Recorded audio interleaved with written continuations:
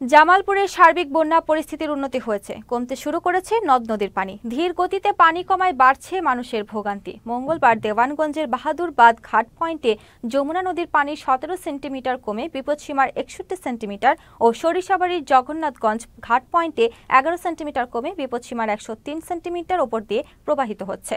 দেওয়ানগঞ্জ ও বকশীগঞ্জ সহ অন্যান্য উপজেলায় তলিয়ে গেছে 8000 হেক্টর ফসলি জমি। বন্ধ রয়েছে 19টি কমিউনিটি ক্লিনিক, 259টি প্রাথমিক বিদ্যালয় ও 88টি মাধ্যমিক বিদ্যালয়ের পাঠদান। বন্যা দুর্গত কয়েক হাজার পরিবার আশ্রয় নিয়েছে আশ্রয়কেন্দ্রে। বিভিন্ন স্থানীয় ও আঞ্চলিক সড়ক ভেঙে যাওয়ায় যাতায়াতে দুর্ভোগ পোহাতে হচ্ছে। দুর্গত এলাকায় দেখা দিয়েছে খাবার ও সুপেয় পানির তীব্র সংকট। এদিকে বন্যার্তদের জন্য ত্রাণ সহায়তা দেওয়া হয়েছে বলে জানিয়েছেন জেলা ত্রাণ ও পুনর্বাসন কর্মকর্তা আলমগীর হোসেন। আমার বাসা হচ্ছে কাঠারি বাজার। তো কাঠারিবিল থেকে আমাদের উপজেলায় আসতে বিভিন্ন ধরনের সমস্যা হয়, যেমন আমার বাড়ির চারপাশেও পানি, রাস্তাঘাটগুলো ভাঙা। তারপর হচ্ছে যে উপজেলায় আসার পরও আমাদের একটা ভোগান্তি, দেখেন চারপাশেই পানি। তো আমি চাই খুব দ্রুততার সাথে যাতে আমাদের সমস্যাগুলো সমাধান করা হয়। আমরা আশা করব আগামীতে যেন এরকম দুর্ভোগের শিকার আমরা না হই।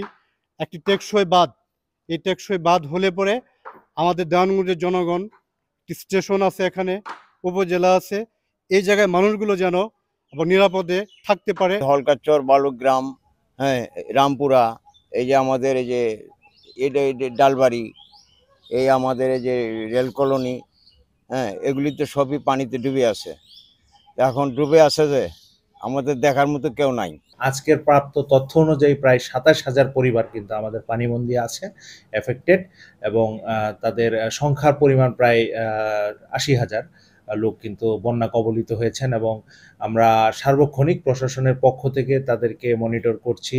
আমরা 20টি আশ্রয় কেন্দ্রে তাদেরকে যে বসতবাড়ি থেকে সরিয়ে নিয়েছি এবং তাদেরকে শুকনা খাবার এবং তাদেরকে 10 কেজি করে চাল, চিরা এবং তেল, ডাল সেগুলো সরবরাহ করা হচ্ছে। এবং তাদেরকে বন্যার যে ভয়াগ্রাস সেটি থেকে তারা যেন রেহাই পান, সেটার জন্য আমরা কিন্তু পরবর্তীতে ক্ষতি নির্ধারণ করে আমরা তাদের যে পুনর্বাসনের জন্য ব্যবস্থা করব।